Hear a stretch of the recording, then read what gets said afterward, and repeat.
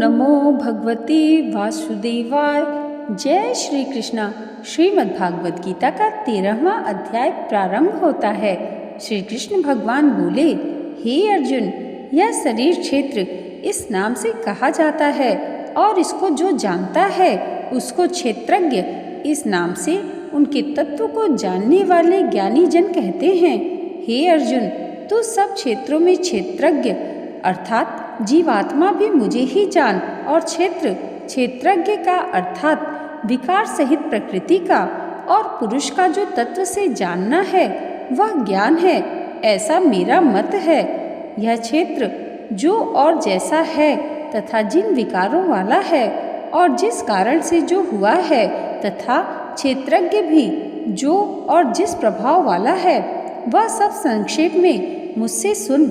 यह क्षेत्र और क्षेत्रज्ञ का तत्व ऋषियों द्वारा बहुत प्रकार से कहा गया है और विविध वेद मंत्रों द्वारा भी विभाग पूर्वक कहा गया है, तथा भली भांति निश्चय किए हुए युक्ति युक्त ब्रह्मा सूत्र के पदों द्वारा भी कहा गया है।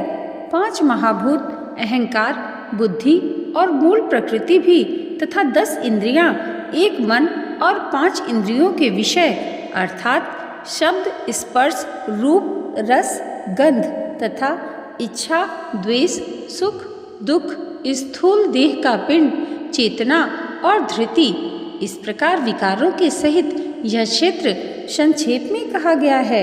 श्रेष्ठता के अभिमान का अभाव, दंभाचरण का अभाव, किसी भी प्राणी को किसी भी प्रकार न सताना, क्षमा भाव, मन, वाणी आदि की सरलता, श्रद्धा भक्ति सहित गुरु की सेवा, बाहर भीतर के शुद्धि, अंतःकरण की स्थिरता और मन इंद्रियों सहित शरीर का निग्रह, इस लोक और परलोक के संपूर्ण भोगों में आसक्ति का अभाव और अहंकार का भी अभाव, जन्म, मृत्यु, जरा और रोग आदि में दुख और दोषों का बार बार विचार करना, पुत्र, स्त्री, घर और धन आदि से आसक्ति का अभाव, ममता का न होना तथा प्रिय और अप्रिय की प्राप्ति में सदा ही चित्त का सम रहना, मुझ परमेश्वर में अनन्य योग के द्वारा अव्यभिचारिणी भक्ति तथा एकांत और शुद्ध देश में रहने का स्वभाव, और विषयासक्त मनुष्यों के समुदाय में प्रेम का न होना,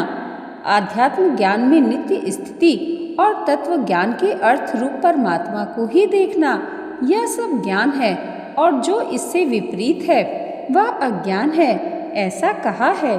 जो जानने योग्य है तथा जिसको जानकर मनुष्य परमानंद को प्राप्त होता है, उसको भली भांति कहूँगा। वह अनादि वाला परम ब्रह्मा न सत ही कहा जाता है और न असत ही। वह सब और हाथ पैर वाला, सब और नेत्र, सिर और मुख वाला तथा सब और कान वाला, क्योंकि वह संसार में सबको व्याप्त करके स्थित है। वह संपूर्ण इंद्रियों के विषय को जानने वाला है, परंतु वास्तव में सब इंद्रियों से रहित है, तथा आसक्ति रहित होने पर भी सबका धारण पोषण करने वाला और निर्गुण होने पर भी गुणों को भोगने वाला है। वह चराचर सब भूतों के बाहर भीतर परिपूर्ण है, और चर अचर रूप भी वही है, और वह सूक्ष्म होने से अविज्ञेय है, तथा अति समीप में और दूर में भी स्थित वही है। वह परमात्मा विभाग रहित एक रूप से आकाश के सदृश परिपूर्ण होने पर भी चराचर संपूर्ण भूतों में विभक्त सा स्थित प्रतीत होता है, तथा वह जानने योग्य परमात्मा विष्णु रूप से भूतों को धारण पोषण करने वाला और रुद्र रूप संहार करने वाला तथा ब्रह्मा रूप से सबको उत्पन्न करने वाला, वह पर ब्रह्मा ज्योतियों का भी ज्योति एवं माया से अत्यंत परे कहा जाता है।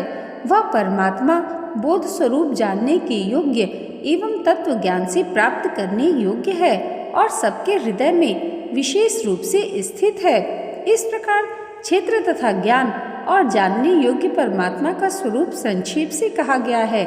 मेरा भक्त इसको तत्व से जानकर मेरे स्वरूप को प्राप्त होता है। प्रकृति और पुरुष, इन दोनों को ही तू अनादि जान, और राग द्वेषादि विकारों को तथा त्रिगुणात्मक संपूर्ण पदार्थों को भी प्रकृति से ही उत्पन्न जान।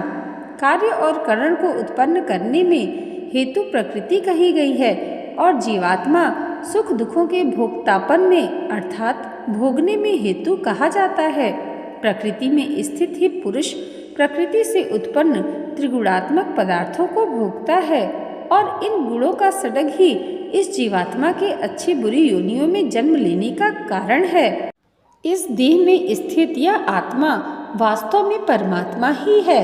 वही साक्षी होने से उपद्रष्टा और यथार्थ सम्मति देने वाला होने से अनुमंता, सबका धारण पोषण करने वाला होने से भर्ता, जीव रूप से भोक्ता, ब्रह्मा आदि का भी स्वामी होने से महेश्वर और शुद्ध सच्चिदानंद धन होने से परमात्मा ऐसा कहा गया है।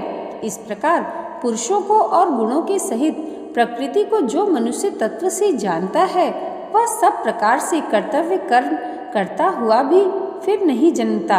उस परमात्मा को तो कितने ही मनुष्य तो शुद्ध हुई सूक्ष्म बुद्धि से ध्यान के द्वारा हृदय में देखते हैं, अन्य कितने ही ज्ञान योग के द्वारा और दूसरे कितने ही कर्म योग के द्वारा देखते हैं अर्थात प्राप्त करते हैं। परंतु इनसे दूसरे अर्थात जो मंद बुद्धि वाले पुरुष हैं वे इस प्रकार न जानते हुए दूसरों से अर्थात तत्व के जानने वाले पुरुषों से सुनकर ही तदनुसार उपासना करते हैं और वे श्रवण परायण पुरुष भी मृत्यु रूप संसार सागर को निसंदेह तर जाते हैं। इसलिए हे अर्जुन, यावन मात्र जितने भी स्थावर जंगम प्राणी उत्पन्न होते हैं उन सबको तो क्षेत्र और क्षेत्रज्ञ के संयोग से ही उत्पन्न जान। जो पुरुष नष्ट होते हुए इस चराचर भूतों में परमेश्वर को नाश रहित और संभाव से स्थित देखता है वही यथार्थ देखता है, क्योंकि जो पुरुष सब में संभाव से स्थित परमेश्वर को समान देखता हुआ अपने द्वारा अपने को नष्ट नहीं करता, इससे वह परम गति को प्राप्त होता है। और जो पुरुष संपूर्ण कर्मों को सब प्रकार से प्रकृति के द्वारा ही किए जाते हुए देखता है, आत्मा को अकर्ता देखता है, वही यथार्थ देखता है। जिस क्षण यह पुरुष भूतों के पृथक पृथक भाव को एक परमात्मा में ही स्थित तथा उस परमात्मा से ही संपूर्ण भूतों का विस्तार देखता है, उसी क्षण वह सच्चिदानंद धन ब्रह्मा को प्राप्त हो जाता है। हे अर्जुन, अनादि होने से और निर्गुण होने से यह अविनाशी परमात्मा शरीर में स्थित होने पर भी वास्तव में न तो कुछ करता है और न लिप्त ही होता है। जिस प्रकार सर्वत्र व्याप्त आकाश सूक्ष्म होने के कारण लिप्त नहीं होता, वैसे ही देह में सर्वत्र स्थित आत्मा निर्गुण होने के कारण देह के गुणों से लिप्त नहीं होता। हे अर्जुन, जिस प्रकार एक ही सूर्य इस संपूर्ण ब्रह्मांड को प्रकाशित करता है, उसी प्रकार एक ही आत्मा संपूर्ण क्षेत्र को प्रकाशित करती है। इस प्रकार क्षेत्र और क्षेत्रज्ञ के भेद को, कार्य सहित तथा प्रकृति से मुक्त होने को जो पुरुष ज्ञान नेत्रों द्वारा तत्व से जानते हैं, वे महात्मा जन परम ब्रह्मा परमात्मा को प्राप्त होते हैं। श्रीमद् भागवत गीता का 13वां अध्याय समाप्त हुआ। बोलिए श्री कृष्ण भगवान की जय। दोस्तों, भगवान श्री कृष्ण की कृपा आप सबके जीवन पर सदैव ऐसे ही बनी रहे, इसी मंगल कामना के साथ मिलते हैं अगले वीडियो में श्रीमद् भागवत गीता के 14वें अध्याय के साथ।